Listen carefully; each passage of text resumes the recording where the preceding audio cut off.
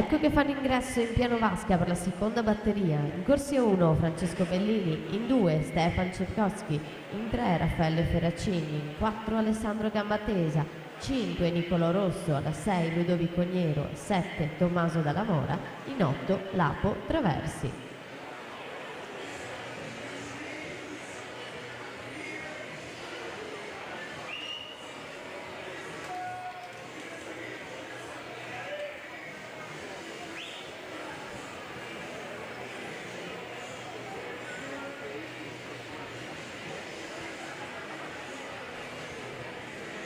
Finalisti 2 dorso 2K6, Pietro Spano, Leonardo Limido, Andrea Tanzi, Samuele Ostanello, Filippo Furlan, Nicolas Pozzebon, Lorenzo Spadetto e Kevin Bortuzzo.